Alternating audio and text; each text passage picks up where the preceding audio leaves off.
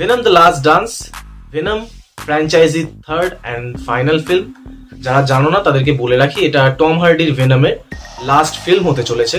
আর সোনির Spiderman universe, স্পাইডারম্যানের villain ইউনিভার্সের second last film হতে চলেছে, কারণ এরপরে আরেকটা ফিল্ম আছে ক্রেভেন দ্য হান্টার।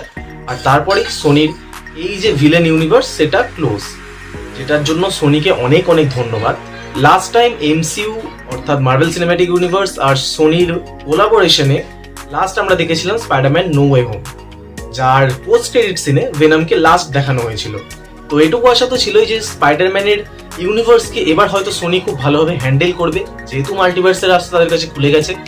টবি ম্যাগুয়ারের স্পাইডারম্যান আছে, অ্যান্ড্রু গারফিল্ডের স্পাইডারম্যান আছে, আর অ্যান্ড্রু গারফিল্ডকে লাস্ট দেখে তো মনেই হচ্ছিল না যে উনি অত বছর ওই রোলটা করেননি, যেন মনে হচ্ছিল অ্যামেজিং স্পাইডারম্যান 2 থেকে ডাইরেক্ট সেটে এসছে নো ওয়ে হোমের।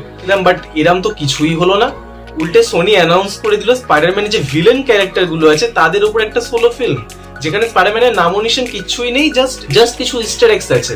জাস্ট ইমাজিন করো স্পাইডারম্যানের ভিলেনের একটা ফিল্ম যেখানে স্পাইডারম্যান নেই। আর এক্সাম্পল লর্ড মরবিয়াস তো আছেই, যারা দেখেছো তারা দেখেছো। বাট হ্যাঁ, ভেনম নিয়ে কিন্তু আমি এক্সাইটেড ছিলাম, কারণ ভেনম ফ্র্যাঞ্চাইজিতে টম হার্ডি আছে, আর টম হার্ডি ভেনম ক্যারেক্টারটাকে দারুণভাবে পুল অফ করে। আর ভেনামের যে ওই ভয়েসটা, যেটা টম হার্ডি নিজেই দেন, তো ওনার থেকে পারফেক্ট ক্যারেক্টার মনে হয় না ভেনামের জন্য আর কিছু ছিল। বাট ক্যারেক্টারটাকে যেভাবে সোনি ইউনিভার্সে হ্যান্ডেল করা হয়েছে সেটা তো আলাদাই। আর সব থেকে ফ্যান্সদের সব থেকে যেটা বেশি অভিযোগ সেটা হলো ভেনামের ক্যারেক্টারটা প্রপার আর রেটেড ফিল্ম ডিজার্ভ করে। সোনি পিজি-13 করে ভেনামের দুটো পার্ট এইভাবে রিলিজ করে দিয়েছে। লাস্ট এই ট্রেলারটা দেখেও মনে হচ্ছে যে সোনির কোনো প্ল্যান নেই ভেনামকে আর রেটেড রিলিজ করার, কারণ এই যে সিনটা দেখছো এটা দেখে মনে হচ্ছে না ভেনাম এর এই পার্টটাও আর রেটেড হবে। কিন্তু আশা আছে কিছু সোর্সেসদের মতে ভেনামের থার্ড পার্টটা আর রেটেড করা হচ্ছে, তো দেখা যাক, সেটা তো রিলিজ হলেই বলা যাবে। পার্সোনালি আমি ভেনামকে ফুল আর রেটেড ভার্সনে দেখতে চাই। তো ট্রেলারটা শুরু হচ্ছে সেখান থেকেই যেখানে নো ওয়ে হোমে আমরা লাস্টে ভেনামকে দেখেছিলাম। তো এখানে একটা কনফিউশন এটা হলো যে ইনি যাকে তোমরা স্ক্রিনে দেখছো, তো ইনি এই সিনে কি করছেন, কারণ এটা তো অন্য ইউনিভার্সের।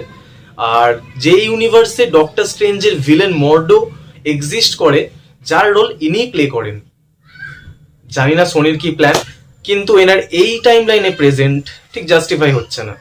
তো অ্যাজ পার সোর্স এই যে ক্যারেক্টারটা তোমরা দেখছো, তো এর যে সান, সে নাকি ভেনামের যে সেকেন্ড পার্ট ছিল লেট দেয়ার বি কার্নেজ, তো সেখানে কার্নেজের যে জেল ব্রেক সিনটা ছিল, তো সেখানে তার সানও ছিল যে মারা যায় কার্নেজের কারণে।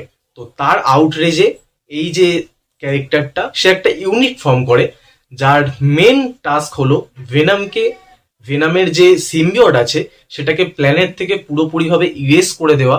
তার জন্যই তারা ভেনামের পিছনে পড়ে আছে। কিন্তু বারের ওই সিনটা এই ক্যারেক্টারটার পক্ষে যে রিজেম্বল করছে, তো জানি না মুভি সেটাকে কিভাবে পুল অফ করবে। সো লাস্ট মুভি থেকে আরো একটা ক্যারেক্টার রিটার্ন করছে, সেটা হলো কার্নেজ অফস্প্রিং টক্সিন, যে কিনা ডিটেকটিভ মলিগানের সাথে মার্জ হয়ে গেছিল লাস্ট মুভিতে। আর এর সাথে মিসেস চ্যাং আবার রিটার্ন করছেন, আর ভেনামের সাথে এডির বন্ড, সেটা তো স্ক্রিনে দেখতে দারুণ লাগছে। আর টম হার্ডিকে সত্যিই বলতে হয় যে উনি ভেনামের ক্যারেক্টারটাকে এত দারুণভাবে পুল অফ করেছে, ওনাকে ছাড়া ভেনাম হিসাবে কাউকে ভাবাই যায় না।